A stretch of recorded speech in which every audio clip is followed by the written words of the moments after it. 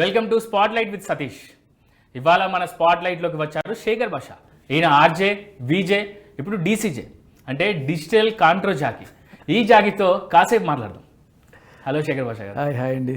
బాగున్నారా? బాగున్నా, all fine. వ్యవహారాలన్నీ ఎలా ఉన్నాయి? బాగున్నాయి నడుస్తున్నాయి. 3 పూలు 6 కాయలు. ఇండస్ట్రీకి చిరంజీవి పెద్దన్న అయితే మీరు సోషల్ మీడియా ఇన్ఫ్లుయెన్సర్స్కి మీరే పెద్దన్న అంటున్నారు. ఇప్పుడు మీరు అంత లేదండి, ఏదో. ఓకే, అసలు ఈ కాంట్రవర్సీ అని పక్కకు పెడితే మీరు హైదరాబాద్కు ఎందుకు వచ్చారు? అంటే మీరు ఏం అవుదామని హైదరాబాద్కి వచ్చారు ఫస్ట్? హైదరాబాద్ రావడం అంటే నాన్న జాబ్, నాన్నకి ట్రాన్స్ఫర్స్ అవుతుండే. ఓకే. సో మ్యాక్సిమం టైం హైదరాబాద్లో ఉంటుండే. బట్ అప్పుడప్పుడు అక్కడ ఇక్కడ షిఫ్ట్ అవుతున్నాం. లైక్ అప్పట్లో కలిసిన టైంలో ఆంధ్రాలో పోస్టింగ్ ఉండే, నెల్లూరు, చిత్తూరు, నిజామాబాదు, ఇలా అలా అలా అలా.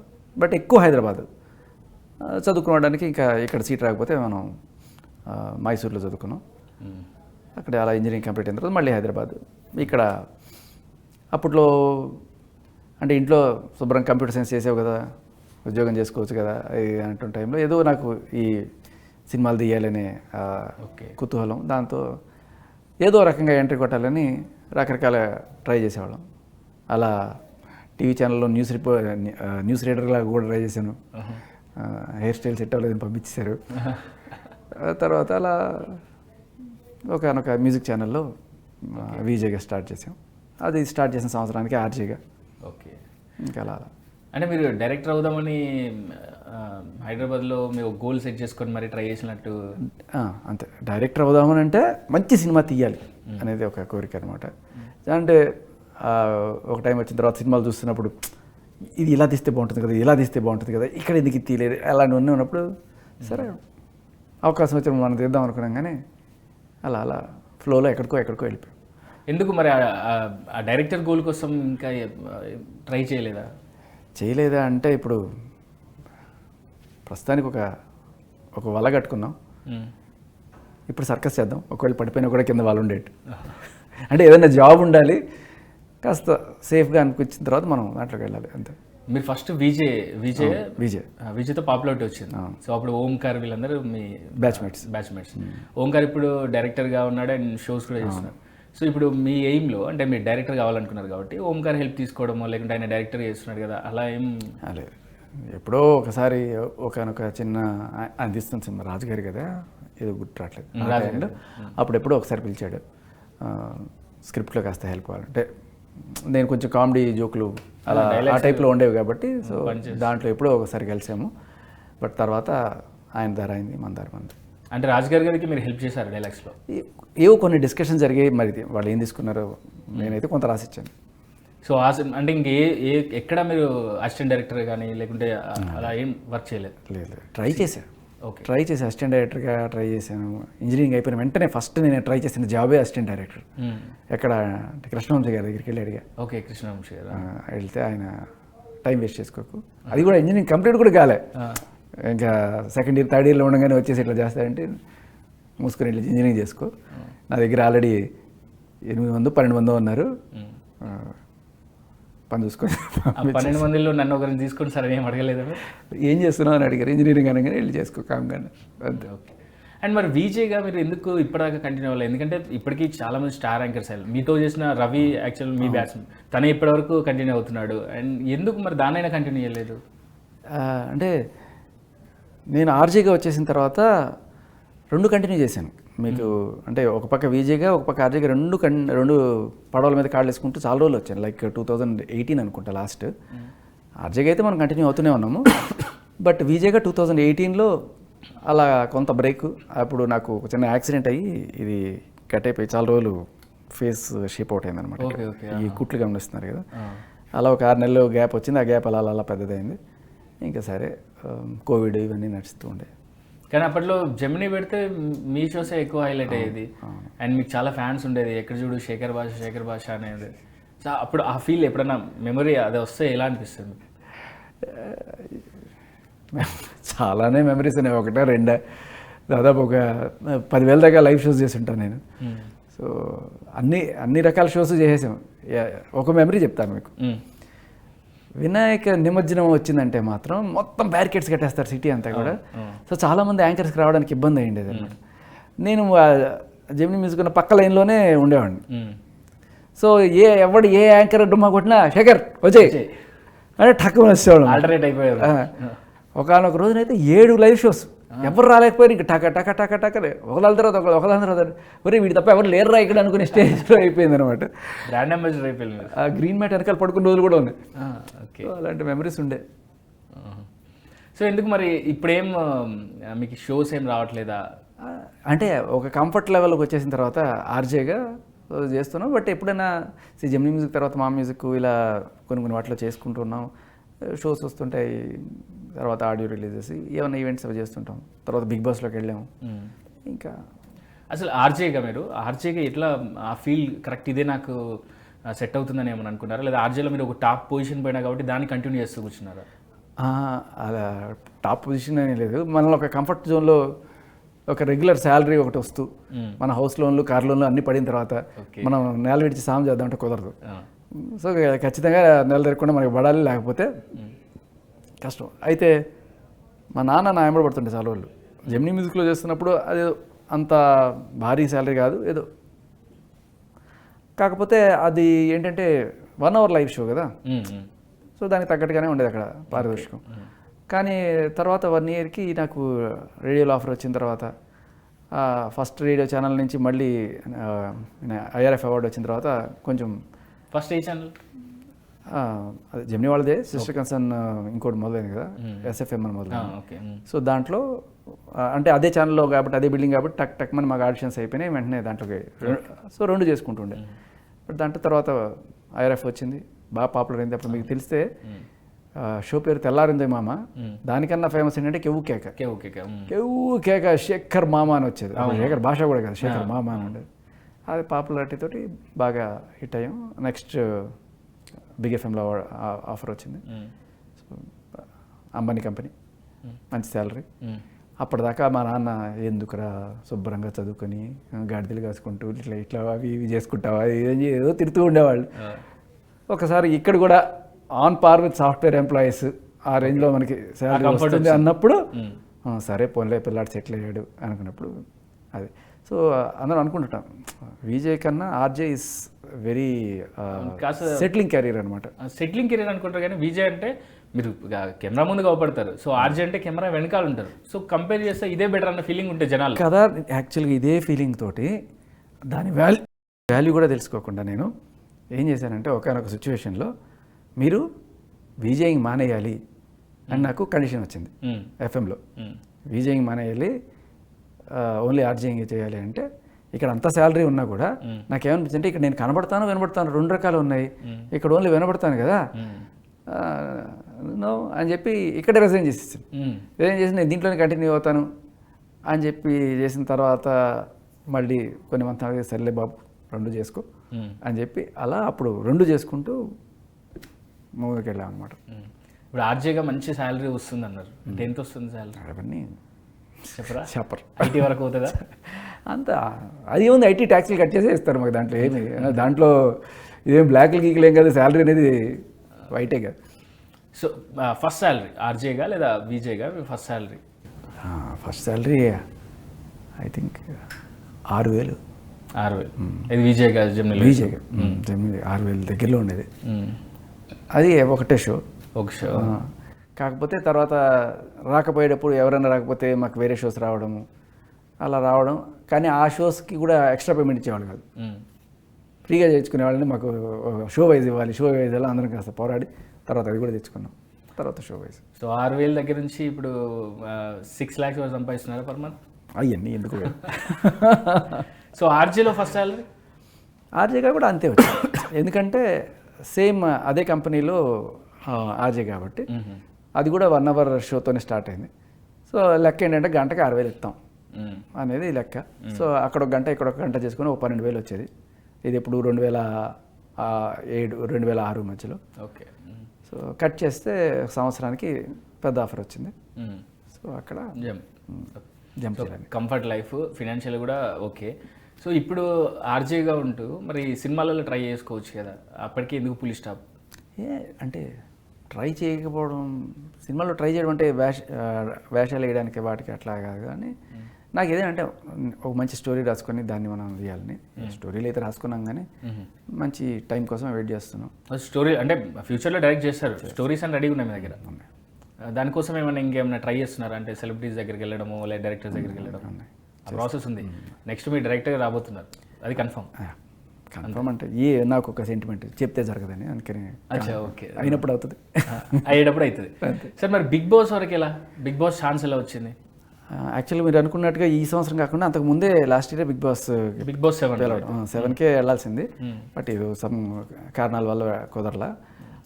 బట్ ఈసారి కూడా నాకు మళ్ళీ పిలుపు వచ్చింది. పిలుపు వచ్చినప్పుడు కూడా అంటే ఇంకా పదే ఇంకోసారి పిలవను కూడా పిలవరు, తర్వాత ఇంకోసారి రాదంట. ఇంట్లో వాళ్ళు కూడా అన్న సిచ్యువేషన్ కూడా కొంచెం క్రిటికల్గా ఉండే ఆ టైంలో. ఎలా అంటే మిస్సెస్ ప్రెగ్నెంట్ ఉండే, 9th monthలో ఉండే, ఆ టైంలో వెళ్ళాలా వద్దా ఆ డిసిషన్స్ తీసుకోవాలి. ఇంకో పక్కేమో ఈ రాజ్ తరుణ్ ఈ హడావిడి అంతా నడుస్తుంది. మధ్యలో పిల్లాన్ని వదిలేసి వెళ్ళిపోతారా, ఏమైపోతారు వీళ్ళ అనే టైప్లో కూడా అంటుండే. సో బట్ దానికైనా ఇది పెద్ద ఇష్యూ నాకు యాక్చువల్గా 9th monthలో ఉండే తనకి. సో ఇంట్లో వాళ్ళే ఇంకా వెళ్ళి ఏం కాదు ఇంతమంది ఉన్నాం కదా అది ఇది అని చెప్పి కొంచెం తన కోరిక కూడా వెళ్ళాలని. ఈ రాజ్ తరుణ్ లావణ్య ఇష్యూ వల్లనే మీరు బిగ్ బాస్ వరకు వెళ్ళి అనుకోవచ్చా లేదా?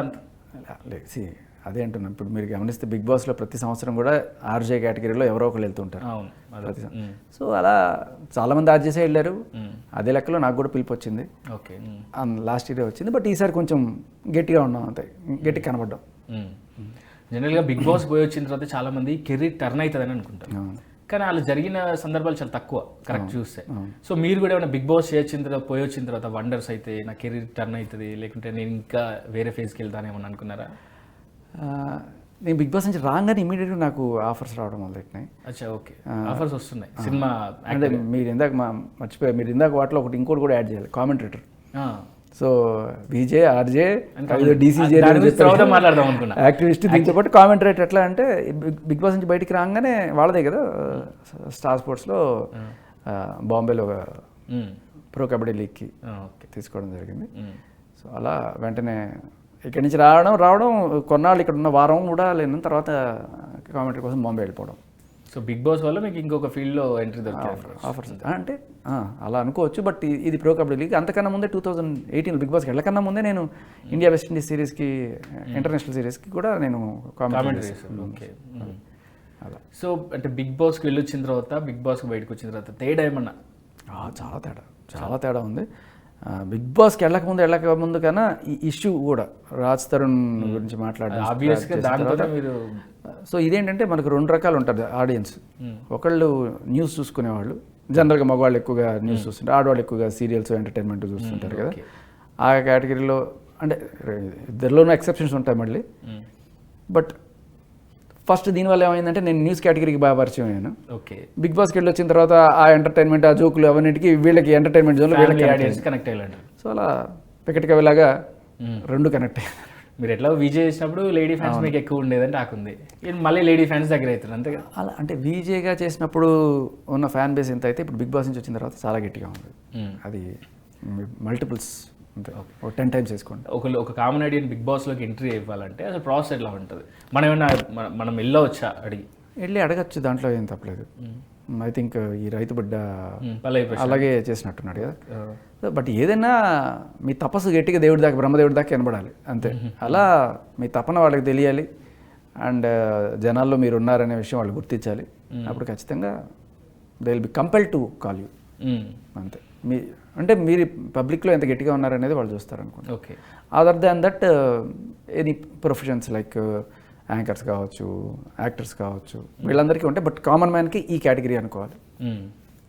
సో సెలెక్షన్ ప్రాసెస్లో ఏమైనా రికమెండేషన్స్ లేకుంటే అలాంటివి ఏమైనా ఉంటాయా? నేనైతే నాకు తెలిసిన చాలామంది అడుగుతూనే ఉంటారు, భయ్య నన్ను రికమెండ్ చేయండి. మేము రికమెండ్ చేస్తాం, అంటే ఎందుకంటే మాకున్న పరిచయాలతోటి వాళ్ళకి చెప్తాం. గుర్రాన్ని చెరువు దాకా మాత్రం తీసుకెళ్ళగలం, but it's they who have to decide. జనరల్గా తెలిసిన వాళ్ళతో వీళ్ళని కన్సిడర్ చేయండి అని చెప్పి అడుగుతూ ఉంటారు. అంతేందుకు నేనే అడిగాను మా ఫ్రెండ్స్ ద్వారా.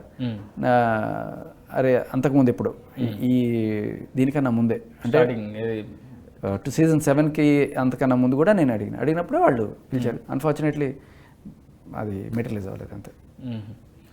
సో ఇప్పుడు బిగ్ బాస్లో ఈ జెన్యున్గా ఉంటుందా లేదా స్క్రిప్టెడ్ గేమ్? అస్సలు స్క్రిప్టెడ్ కాదు. మీ అంతరికి మీరు రాసుకుని ఏదైనా ఎగ్జిక్యూట్ చేసుకోవాలి తప్ప బిగ్ బాస్ ఎప్పుడు కూడా మీకు ఈ స్క్రిప్ట్ ఇచ్చి చేయమండు.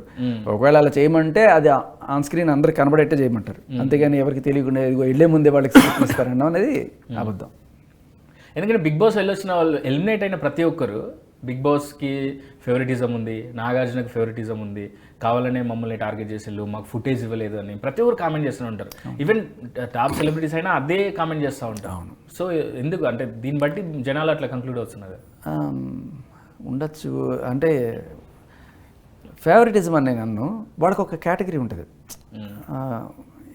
అంటే చెంపదెబ్బలకి నేను ఇస్తున్న రియాక్షన్స్ నాగార్జున గారికి బాగా నచ్చుతున్నాయని చెప్పి పదే పదే అలాంటివి కొట్టించుకోవడం, అలా అంటే వాళ్ళ కేటగిరీలో కొన్ని జనాలు ఎక్కువ చూస్తారు.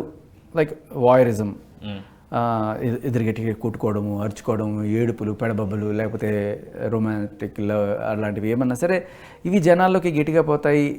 సో వీళ్ళు ఇవి ఎక్కువగా చేస్తున్నారు, ఈ ఫుటేజ్ జనాల్లో ఎక్కువ అంటే పెడతారు కదా, పెట్టిన ప్రతిదీ కూడా వాళ్ళకి రేటింగ్లు చూస్తుంటారు. ఓహో ఇది బాగా పోతుంది అంటే లెట్ దట్ గో. ఇంకొకటి కూడా ఏంటంటే అక్కడ 70-80 కెమెరాలు ఉంటాయి మొత్తం ఇంటి మీద.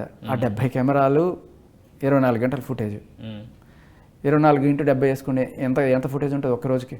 చాలా ఉంటుంది. ఒక రోజున మీకు ఆల్మోస్ట్ 10 రోజులు ఫుటేజ్ వస్తుంది అనుకుందాం. ఒకే రోజున 10 రోజుల లెంగ్త్ ఫుటేజ్ వస్తుంది. ఈ 10 రోజుల లెంగ్త్ ఫుటేజ్ని అక్కడున్న మరి 10 మందో 5 మందో ఎడిటర్లు అంతా టక్ స్క్రూటినీ చేసి వాళ్ళకి నచ్చింది ఇవి బాగుంటాయి అనుకుని గంటకి చేయాలి. అంటే కొన్ని వందల గంటల్ని, ఒక 500-600 గంటల ఫుటేజ్ని మీరు ఒక గంటలోకి తీసుకురావాలి. 40 minutes. అలా తెచ్చేటప్పుడు కొన్ని పోతుంటాయి, కొన్నిసార్లు మిస్ అవుతుంటాయి, ఓవర్లుక్ చేసేయచ్చు. మనకి తెలుసు మనం ఎంత బాగా చేసాము, కానీ ఆ ఫ్లోలో అన్నిట్లో 24/7 కూడా ఉంటుంది. సో కొన్ని దీంట్లో మిస్ అయింది దాంట్లో కనిపిస్తాయి, లేదు దాంట్లో కవర్ అవ్వు. అదే చెప్తున్నా, 24/7 అంటే 24 గంటలే. మనకి ఎన్ని గంటలు ఉన్నాయి? అలా 500-600 గంటలు ఉన్నాయి. ఒకటికి 24 గంటలు, వీడికి 24 గంటలు, వీరికి 14 మందికి 14x24 వేసుకుంటే మీకు ఎంత ఫుటేజ్ వస్తుంది? ప్రతి ఒక్కటి 24 గంటలు మీరు చూపించలేరు. కానీ మేబీ నెక్స్ట్ సీజన్లో అలా ఉండే ఛాన్స్ కూడా ఉందట. మీరు ఒక పర్సన్ ఫాలో అవుతున్నారు, మీకు మేబీ ఫ్యాన్ బేస్ గట్టిగా ఉంది కదా, అందరు మిమ్మల్ని చూడాలనుకుంటారు. సపోజ్ శేఖర్ భాషకు ఓల్డ్ మంది ఫ్యాన్స్ ఉన్నారు, ఆయన జోకులు చూడాలి అనుకుంటూ ఉంటారు. కొంతమంది రొమాంటిక్ చూడాలనుకుంటారు, కొంతమంది అందంగా ఉన్న అమ్మాయిని చూడాలనుకుంటారు. సో మనం ఎందుకు నేనే ఒక డిసిషన్ తీసుకొని ఇది ఇంత అని ఎందుకు చేయాలి? Let it be open. ఇప్పుడు ఎవడు మిస్ అవ్వాలనే ఛాన్స్ కూడా ఉండదు అని ఏం చేశారంటే, మేబీ బాలీవుడ్లో చేసినట్టున్నారు, 24/7 ఎవ్రీబడి ఇట్లా కెమెరా డెడికేట్ చేస్తారా వాళ్ళకి? ఒక కెమెరా కాదు, అంటే ఫాలో త్రూ అని కొడితే ఈయన ఎక్కడ పోతే అదంతా కూడా ఆ ఫుటేజ్ సపరేట్గా వస్తుంది అనమాట. అలా ఒక పర్టికులర్ పర్సన్కి సంబంధించిన లైవ్ ఒక ఛానల్లో, అలా ఒక 14 ఛానల్స్ ఉంటాయి. ఆ 14 ఛానల్స్లో ఎవడు ఫ్యాన్స్ వాళ్ళని చూసుకుంటూ ఉండొచ్చు. అలా వచ్చిన వాటిలో వీళ్ళు ఏం చేస్తారు, తీసి ఈ ట్రోలింగ్ కానీ లేకపోతే హైలైట్ చేసుకోవడం కానీ ఇవన్నీ చేస్తుంటారు కదా. అలా చేస్తున్నప్పుడు అంటే ఈ 10 మంది ఎడిటర్లు సరిపోరు నిజాన్ని చెప్పాలంటే. మనకి ఇలా బయట పెట్టేస్తే వేల మంది ఎడిటర్లు దొరుకుతారు పబ్లిక్లో నుంచి. దాంట్లో నుంచి వచ్చిన క్రీమ్ ఆఫ్ ద కంటెంట్ తీసుకొని ఇంకా మరింత అద్భుతంగా ఉంటుంది అనేది ఆ కాన్సెప్ట్ మేబీ ఈ సంవత్సరం రావచ్చేమో అంటున్నారు. అప్పుడు ఇంకోసారి ఎవరు కూడా నేను చేసింది మిస్ అయింది అనే బాధ ఉండదు. మీకేమైనా అనిపించిందా, నేను చాలా కంటెంట్ ఇచ్చా బట్ ఎక్కడ? చాలా. అండ్ బిగ్ బాస్ వెళ్ళే ముందే రెమ్యునరేషన్ మాట్లాడుకుంటారా? అంటే రెమ్యునరేషన్ ఈ ప్రాసెస్ వాళ్ళు ఎలా బేరాలు మాట్లాడేవాళ్ళు మాట్లాడుకుంటారేమో, నేనైతే మనకి అంత టాలెంట్ లేదు. మీరు ఎంత మాట్లాడుకున్నారు? వాళ్ళు ఎంత ఇస్తే అంతే. ఎంత ఇచ్చారు? ఎందుకు పర్లేదా? బాగానే. అంటే మన జీతానికి జనరల్గా మేబీ అలా కన్సిడర్ చేస్తారేమో. మనకి ఎంత జీతం వస్తుందో దానికి డబల్ పర్ వీక్ ఇస్తారు. ఓకే, మీకు పర్ మంత్ శాలరీని పర్ వీక్ ఇచ్చేస్తారు, డబుల్. ఓకే, అంటే బాగానే వర్కౌట్ అయింది. నేను ఉన్నది 2 వీక్సేగా. అండ్ ఎందుకు 2 వీక్స్? అంటే ఓకే, మాకు రీజన్ తెలుసు, మీకు అబ్బాయి పుట్టారని చెప్పి బయటకు వచ్చారు. ఓకే, అదేనా పర్టికులర్ రీజన్ లేకుంటే ఇంకేమన్నా ఉందా? ఎందుకంటే సోషల్ మీడియాలో చాలా న్యూస్. ఒక్క రీజన్ అంటే కర్నూలు చావుకి ఎన్నో కారణాలు అన్నట్టుగా that is the primary reason. కానీ దాని సపోర్టింగ్ రీజన్స్ ఏంటంటే, I am the only vegan in that entire. Okay. So దానికోసం నేను ఫస్ట్లో అలౌ చేశారు వాళ్ళు. నేను అడిగా వెళ్ళే ముందే, నాకు వెజిటేరియన్ కాబట్టి నాకు ఈ ప్రోటీన్ ప్రాబ్లం అవుతుంది, ఎగ్ కూడా తీసుకున్నాను. So maybe please allowed to take the protein powder along with me అని చెప్పి అనుకున్నా. సరే అన్న అందరూ తెచ్చుకున్నారు. తర్వాత నాతో పాటు చాలామంది ప్రోటీన్ పౌడర్స్ తెచ్చుకున్నారు, బూస్ట్లో లేకపోతే హార్లిక్స్లో వాళ్ళు తెచ్చుకున్నారు. అలా కొన్నాళ్ళు 1 వీక్ ఉన్న తర్వాత మరి ఏదో కొత్త ఛాలెంజ్ ఏదో పట్టుకొచ్చారు, అన్నీ పట్టుకెళ్ళిపోయి ఎవరో 4 సూట్లు వేసుకొచ్చారు నల్లగా పట్టుకెళ్ళిపోయిన తర్వాత సరే ఒక 2-3 రోజులకి నేను I can feel the weakness in my body. Okay, ఎందుకంటే వీక్ అయిపోయారు. ఎట్లా ఎలా అంటే ఇంకోటి మామూలు తిండి కూడా తినడానికి లేకుండా ఉండేది. ఇప్పుడు పాపం అందరూ ఎగ్ బుజ్జిను అన్నిట్లో మిక్స్ చేసుకునేవాళ్ళు, కొట్టుకునేవారు కదా. చేసుకున్నప్పుడు నా కోసం మాత్రమే సపరేట్గా చేయి, నేను వాళ్ళని ఇబ్బంది పెట్టాలనుకోలే. నేను ఏదో పచ్చి ఏది దొరికితే అవి తినేసేవాడిని, కొత్తిమీర లేకపోతే పచ్చి పప్పులు కూడా తినేసిన బతికిన రోజులు ఉన్నాయి. సో ఏదైనా కొంచెం డౌన్ అవ్వడం అనేది వాస్తవం. దానివల్ల 2-3 సార్లు అడిగాను, మరి ఆ కెమెరా నన్ను చూసిందో లేదో ఆయన కరుణించలేదు, అదొకటి ఉండింది. ఇంకా ఎక్కువ రోజులు ఇలా అయితే సాగదురా అబ్బాయి, మనం డల్గా జనాలకి ఏడుస్తూ ఆ ముఖం పెట్టుకొని కనపడడం కన్నా వెళ్ళిపోవడం బెటర్ అనేది ఒక థాట్ వచ్చింది. దానికి తోడు కరెక్ట్గా ఒక టెన్షన్, ఒక లాస్ట్ 2-3 డేస్ టెంటేటివ్గా ఇవాళ రేపట్లో డెలివరీ ఉంది భార్యకి, ఇవాళ రేప ఏంటి తెలియట్లేదు, ఎవరు నాకేం చెప్పట్లేదు, అయిందా లేదా, ఎవరిని కన్ఫెషన్ రూమ్లోకి పిలిచినా నా గురించి ఏమైనా న్యూస్ చెప్తారా అని చెప్పి అలా అక్కడ గొతికాడు నాకు అలా కాసుకొని. బట్ రాలా ఏమి, అదొక అప్రహెన్షన్ ఉండే. రాత్రిపూట డిఫరెంట్ కళలు వస్తుండే కొంచెం. ఆ టైంలో ఒక చిన్న గిల్టీ ఫీలింగ్ కూడా ఉంది, ఉండాల్సిన టైంలో ఉండకుండా వచ్చేసాను, ఏం తిట్టుకుంటుంది మా ఆవిడ ఇవన్నీ ఉండే. ఇవన్నీ యాడప్ అయ్యి ఫైనల్గా అవకాశం వచ్చింది, ఇంకా వచ్చేద్దాం బయటకు అనుకుని. బిగ్ బాస్లో అసలు కాంటాక్ట్ అనేది ఉండదా? కానీ నాకు ఎందుకు అడుగుతున్నా అంటే, నాకు రీసెంట్గా నాకు తెలిసిన విషయం, జనరల్గా మనకు లాండ్రీ కోసం బట్టలు పంపిస్తారు, బయట నుండి వస్తాయంట బాక్సులలో. సో దాంట్లో ప్యాకెట్లో కొన్ని స్లిప్స్ పెడతారంట, బయట పరిస్థితి ఇలా ఉంది, లోపల నువ్వు జాగ్రత్తగా ఉండు అని చెప్పి స్లిప్స్ పెడతారంట. ఇది నిజమేనా? సో ఈ రకంగా కమ్యూనికేషన్ జరుగుతూ ఉంటుంది. ఆ రకంగా జరిగే ఛాన్స్ తక్కువ. బట్ ఇంకో రకంగా మీరు అడిగిన దానికి సమాధానం చెప్తాను. అదొకటే ఛాన్స్, మీరు చెప్పినట్టుగా perfect you hit the nail, bang on the point. అది ఎవరికన్నా కమ్యూనికేషన్ జరగాలంటే అదొకటే ఛాన్స్. కానీ అది వెళ్ళే ముందు అక్కడ బిగ్ బాస్ టీం ఒకటి ఉంటుంది, ఓపెన్ చేసి మొత్తం క్షుణ్ణంగా A to Z పరిశీలించి దాని మీద ఏదైనా బ్రాండ్లు ఉన్నా కూడా వాటికి నల్లగా స్టిక్కర్లు అంటించేసి లేకపోతే అసలు వెనక్కి పంపించేసి ఇంత చేసి పంపిస్తారు. నో ఛాన్స్ ఇటువంటి పేపర్లు వచ్చేది. కాకపోతే మీరు ఇంట్లో వాళ్ళకి ముందుగానే మాట్లాడుకొని, ఇదిగో రెడ్ కలర్ షర్ట్ పంపిస్తే వచ్చేయి, లేకపోతే గ్రీన్ కలర్ షర్ట్ ఉంటే నీకు బాగుందని, ఎల్లో కలర్ షర్ట్ పంపించామంటే ఏదో ప్రస్తుతానికి యావరేజ్గా నడుస్తుంది, ఇంకా ఇది చేయాలని చెప్పి మీరు కలర్ కోడింగ్ ఏదైనా పెట్టుకొని మీ అందరికి మీరుగానే సెట్ చేసుకొని అటువంటి బట్టలు పంపించుకుంటే ఆ బట్టల్లో మీరు ఏదన్నా ఎదుర్కోవాలి మెసేజ్, అంతే తప్ప డైరెక్ట్ మెసేజెస్ ఉండవు, ఇలాంటి కోడెడ్ మెసేజెస్. సో అలా నేను ఇంట్లో ఆల్రెడీ చెప్పాడు వెళ్ళే ముందు, ఇలా వారానికి ఒకసారి బట్టలు పంపిస్తానని నేను చెప్పాను. ఒక పక్క ఈ ఇష్యూ నడుస్తుంది, ఇంకో పక్క ఇది, ఏమాత్రం ఏదైనా తేడా అనిపించినా అగో ఆ రెడ్ కలర్ షర్ట్ పెట్టేసి నేను ఏదో ఒకటి చేసి బయటకు వచ్చేస్తాను. కోడ్ రెడ్ వచ్చిందా? కోడ్ రెడ్ రాలే పాప, అయినా కూడా వచ్చేసారు. సో మీరు ఏమైనా అబ్జర్వ్ చేశారా అంటే ఇప్పటిదాకా బయటికి షో వచ్చిన తర్వాత ఈ టేస్ట్?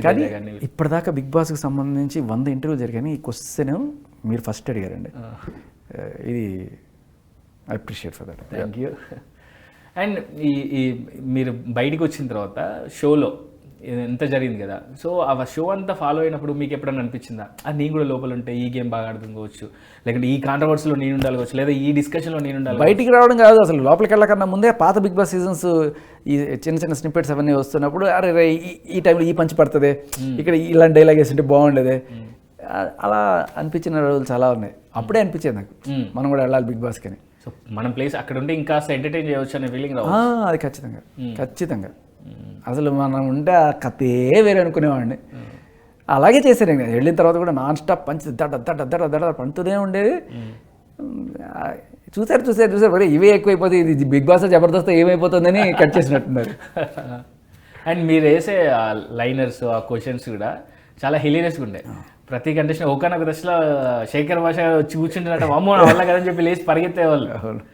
సో మీకు బిగ్ బాస్ హౌస్లో ఎవరితో మంచి ర్యాప్ ఉంది అంటే వీరు టైం పాస్ చేయడానికైనా మాట్లాడడానికైనా పలానా పర్సన్? తమాషా చెప్తా మీకు, హౌస్లో ర్యాపో బయటకు వచ్చిన తర్వాత ర్యాపో మారిపోయినాయి. హౌస్లో నా బెస్టీస్ వీళ్ళు అనుకున్న వాళ్ళు తర్వాత కమ్యూనికేషన్ చాలా తక్కువ. హౌస్లో నేను గొడవ పెట్టుకున్న వాళ్ళు బయటకు వచ్చిన నా బెస్ట్ ఫ్రెండ్స్. విచిత్రం అనమాట. ఒక సామెత ఇది ఉంటుంది, ఒక పక్షి ఎగురుకుంటూ వెళ్ళి టక్కుమని ఒక పేడలో పడుతుంది. పేడలో పడినప్పుడు అబ్బా వెచ్చగా ఉంటుంది అనుకుంటుంది. అలా అని వెంటనే దాని నుంచి బయటికి కంపు కొడుతుంది కానీ బయట తీసుకుని కప్పుకొని, సో తీసిన వాడు సేవ్ చేసాడని కాదు, వేసిన వాడు చేసాడని కాదు. సో తర్వాత అలాగుంటాయి బయటకు వచ్చిన తర్వాత. సో అక్కడ ఉన్నప్పుడు మాత్రం నబీల్, ఆదిత్యవం నన్ను పొడిచినా కూడా సరే టేక్ ఇట్ యాస్ స్పోర్టివ్ ఇది. వీళ్ళిద్దరూ ఇంకా అమ్మాయిల్లో కొంతవరకు ప్రేరణ రూమ్మేట్ కాబట్టి లైక్ ప్రేరణ మంచిది వస్తుండే. యశ్వి కొంచెం ఎక్కువ మాట్లాడదు, అలా కూర్చొని ఆలోచించుకుంటూ ఉంటుంది. పాప ఏదైనా హోమ్ సర్కిల్ ఇది హోమ్ సిక్ అలాంటిది ఏమైనా ఉన్నా పలకరిద్దామని చెప్పి ట్రై చేసినా కూడా ఏదో కాసేపు అవుతుంది కానీ ఎక్కువ కమ్యూనికేషన్ ఉండేది కాదు. బట్ ప్రేరణ ఉండే, నబీల్, బేబక్కతో మీ రిలేషన్ అంటే బేబక్క కూడా ఆదిత్యం సినిమా కూడా మీరు ప్రమోట్ చేసినట్టున్నారు కదా, రిలేటివ్ బందీ బయటికి వచ్చిన తర్వాత బేబక్క, సోనియా, ఎవరైతే నేను ఫస్ట్ గొడవ పెట్టుకుంది సోనియాతోనే, తర్వాత మణికంఠ కూడా నాకు గొడవే. అఫ్ కోర్స్ సీతు, ఇంకా ఆదిత్యవం కూడా మంచి ర్యాప్ మెయింటైన్ చేస్తారు ఇప్పటికీ. బట్ ఈ బ్యాచ్ మన పృథ్వీ, నిఖిల్, యశ్వి, వీళ్ళు, విష్ణుప్రియ కూడా షీజ్ ఇన్ టచ్. పాపం అయిపోయిన తర్వాత మా ఇంటికి వచ్చింది, నా కొడుకుని ఎత్తుకుంది. సో ఇది ఉంటుంది కదా. సీరియల్ టీం గురించి మాట్లాడినప్పుడు సీరియల్ టీంని కాస్త పక్క పెట్టి అపోనెంట్ టీంని నాగార్జున గారు ఏమో అన్నట్టున్నారు. సో దాన్ని బట్టి అసలు అక్కడ జరిగేది వేరు, నాగార్జున గారు చెప్పేది వేరు. ఆ సీరియల్ బేస్లో చాలామంది వాళ్ళు రాజకీయాలు చేస్తున్నారు, బట్ అది పాయింట్ అవుట్ చేయకుండా ఇంకెవరినో పాయింట్ అవుట్ చేస్తున్నారు. ఇది కూడా చూసుకోవాలన్నట్టు నేనైతే ఆ కామెంట్ చేసినట్టు నాకు గుర్తులేదు, మరి ఎవరన్నా చేసి ఉండొచ్చు. నాకు అనిపించేది చెప్తా అక్కడ. అంటే ఇప్పుడు 14 మంది ఉన్నారు, ప్రతి ఒక్కరికి కూడా అదే టైం కేటాయించి చేయడం అనేది అనిపిస్తుంటుంది. నాగార్జున గారు కూడా అందరి పర్ఫార్మెన్స్ చూడరేమో కదా.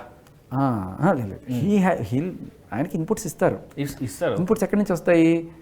సో కాల్డ్ జనాలు, యూట్యూబ్ ఛానల్స్, వీటిలో రకరకాల రియాక్షన్స్ వస్తుంటాయి. చాలామంది రివ్యూవర్స్ అందరూ కూడా పెడుతుంటారు. ఆ పెడుతున్న వాటిలో ఏవి బాగా పోతున్నాయి జనాల్లో కామెంట్స్, ఇవన్నీ వాళ్ళకి ఒక టీం ఉంటుంది కదా, డిజిటల్ టీం తీసి ఓకే వీళ్ళు బాగుంది, వీళ్ళని తిడుతున్నారు, సో వీళ్ళని తిడుతున్నారు జనాలు అన్నప్పుడు నాగార్జున గారు కూడా వాళ్ళని తిట్టారు అనుకోండి, జనాల్లో మన వాయిస్ వెళ్ళిందిరా బయటికి అని ఒక ఫీలింగ్ వస్తుంది. కాబట్టి వీళ్ళు డైరెక్ట్గా అలా ఫీడింగ్ అనేది ఉంటుంది. నాగార్జున గారు మాట్లాడుతూ ఓకే ఇయర్ పీస్ ఉంటుంది వెనకాల. సో ఆయనకి ఇన్పుట్స్ అన్నీ ఇస్తారు. అదంతా ఆయన చూడాలన్నా కూడా అయ్యే పని కాదు కదా, ఆయనకి షూటింగ్లో ఎంత బిజీలో ఉంటారు. సో ఈ ఇన్పుట్స్ అన్నీ క్షుణ్ణంగా పరిశోధించి దాంట్లో ఎవరు పాజిటివ్గా ఉన్నారు, ఎవరు నెగిటివ్గా ఉన్నారు, ఎవరిని తిట్టాలి, ఎవరిని పొగడాలి, ఇవన్నీ కూడా చేయాల్సింది ప్రజలే చెప్తున్నారు. ఆ ప్రజలకి తగ్గట్టుగా కనుక ఆయన చేస్తే ఆ రోజు నాగార్జున గారిని హైలైట్ చేస్తారు. లేదు కొన్నిసార్లు ఏమవుతుంది చెప్తా, కొన్నిసార్లు నెగిటివిటీ ఉన్నా కూడా తిట్టుకుంటూనే జనాలు చూస్తారు. అలాంటి నెగిటివిటీని తిట్టుకున్నంత మాత్రాన నెగిటివిటీ బయటికి వెళ్ళిపోయిందంటే అప్పుడు రేటింగ్లు ఏమైనా డ్రిప్ అవుతాయా అనే కారణంతో వీళ్ళని ఏదో రకంగా ఉంచడానికి చేసే ప్రయత్నాల్లో భాగంగా కొన్ని ఏదన్నా సరే అట్టే పెట్టడానికి చేస్తున్న క్రమంలో కూడా కొంత క్రిటిసిజం ఎదురవుతుంది. దట్స్ అగైన్ వాళ్ళే ఫైనల్గా ఏదైనా అల్టిమేట్ గోల్ అనేది ఏంటి? టీఆర్పీ అంతే. అండ్ ఈ టీఆర్పీ ఏమో కానీ నాగార్జున గారి వీకెండ్ షో వచ్చిందంటే ఎవరికి క్లాస్ పీక్తారా, ఎవరి మీద సీరియస్ అవుతారా అనేది చూస్తారు జనాలు. అట్లా సీరియస్ అయిన షోసే ఎక్కువ డేసే ఎక్కువ వైరల్ అవుతున్నాయి. సో ఇది పక్కన పెడితే దానివల్ల కాంట్రవర్సీస్ లేకుంటే బ్యాడ్ కామెంట్స్, అంటే బిగ్ బాస్ వన్ సైడెడ్ అని వీళ్ళకే సపోర్ట్ చేస్తుందని కామెంట్స్ వస్తున్నాయి కదా. అంటే టీఆర్పీ కంటే షో పరువు అనేది కాస్త తగ్గుతుంది కదా. అలా అనుకోకూడదు. ఎందుకంటే వీళ్ళని పొగిడితే ఆ ఫ్యాన్స్ కోపం వస్తే, వాళ్ళని పొగిడితే వీళ్ళు తిట్టుకుంటుంటారు. మీరు ఓవరాల్గా ఒక అందరూ యాక్సెప్ట్ చేసే ఇవి ఏమి ఉండవు, అందరూ డివైడ్ అయిపోయి ఉంటారు ఫ్యాన్స్గా. అలా కాకుండా జెన్యున్గా ఓవరాల్గా చూసి వీళ్ళు బాగుందంటే బాగుంది, లేదనుకునే వాళ్ళు కూడా ఉంటారు. బట్ రాడికల్గా వెనకాల వెళ్ళి కామెంట్లు పెట్టి ఉతికి ఆరేద్దాం అనుకునేవాళ్ళు వేరే ఫ్యాన్స్ అయ్యే ఉంటారు. సో కాబట్టి ఎప్పుడన్నా వాళ్ళ ఫేవరెట్ స్టార్ని పొగడకపోతే వాళ్ళు వేసుకోవడంలో పెద్ద వింత ఏం లేదు, అది రెగ్యులర్గానే జరిగేది అంత. ఎలిమినేషన్ ప్రాసెస్ మీద కూడా చాలా నెగిటివ్ కామెంట్స్ ఉన్నాయి. అసలు ఎలిమినేషన్ ఇది ఓటింగ్ త్రూ జరుగుతుందా, లేకుంటే బిగ్ బాస్ ఏమన్నా గేమ్ ప్లే చేస్తారా? ఓటింగ్ త్రూనే జరుగుతుంది, కంప్లీట్ ఓటింగ్ త్రూ. అంటే ఎక్కడ పార్షాలిటీ కానీ లేకుంటే టీఆర్పీ అలాంటివి ఏముండవు? ఉండవనే నేను తెలుసుకున్నాను. ఎందుకంటే బయటకు వచ్చిన తర్వాత కూడా నేను ఏదైనా జరిగిందా అంటే నేను మామూలుగా నా అంతటి నేనుగానే నన్ను పంపించండి నేను వెళ్ళిపోదానని వాళ్ళని అడిగేసి వచ్చేసాను. సో కంటెస్టెంట్స్ కూడా సరే డైరెక్ట్గా చెప్పకపోయినా ఇండైరెక్ట్గా రీజన్ చెప్పేసి పంపించారు.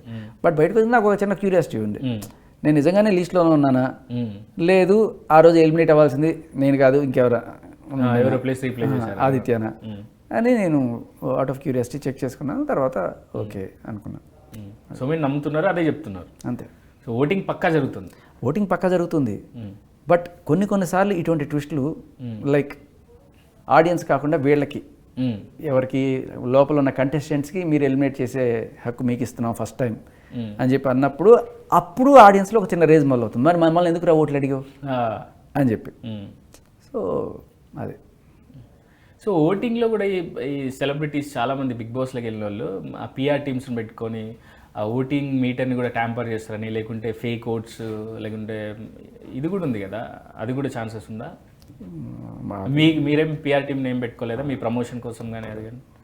సో మీరు జెన్యూన్గా ఉన్నారండి. కానీ పిఆర్ టీమ్ వర్క్ ఎక్కువ, ఏ పర్సన్కి అయితే పిఆర్ టీమ్ ఎక్కువ వర్క్ చేస్తుందో వాళ్ళు గెలిచే ఛాన్సెస్ ఎక్కువ ఉన్నాయని అంటారు కదా. ఉండొచ్చు. నేను గెలిపోవటముల గురించి పెద్ద ఎక్కువ ఆలోచిస్తే ఉన్నంతసేపు ఎంటర్టైన్ చేసామా అనేది ఆలోచించుకునేలే అంతే.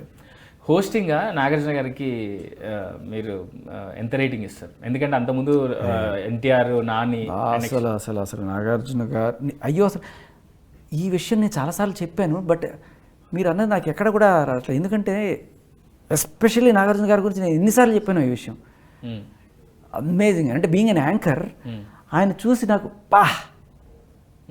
ఇదిరా అంటే వాళ్ళు మాట్లాడిన తర్వాత విని ఒక సెకండ్ కాకపోతే 2 సెకండ్లు ఆగి తీసుకుని ఆలోచించి మనం చెప్పాలి. చాలాసార్లు మన యాంకర్స్కి ఏమవుతుందంటే, మీరు కూడా యాంకర్ కాబట్టి చెప్తున్నా, కాసేపు ఆగితే అమ్మో ఏమైపోయింది నేను మాట్లాడకపోతే కంగారు పడిపోవడం, ఏదో ఒకటి మాట్లాడేమని ట్రై చేస్తుంటాం. టేక్ యూర్ టైం, ఆలోచించి కరెక్ట్గా తీసి నాకు చాలా గుర్తు కూడా ఉన్నాయి. అది ఆయన లాగి పర్ఫెక్ట్ పాయింట్ మీద బ్యాంగ్ మీద పాయింట్ కొడతారనమాట. అబ్బా అనిపిస్తుంది. అలా నేను చాలాసార్లు ఆయన పొగుడుతూనే ఉండే, ఎందుకంటే ఐ రియల్లీ అడ్మైర్డ్ హిమ్, మామూలుగా కాదనమాట. So that happened. ఇది మీరు అడిగింది అసలు ఇప్పుడు నాకు అర్థం గుర్తొచ్చింది, ఇది పచ్చి అబద్ధం, ట్రోల్ చేసే సమస్య లేదు. ఎందుకంటే ద బిగ్గెస్ట్ థింగ్ ఏదన్నా అంటే అక్కడ నాగార్జున గారు.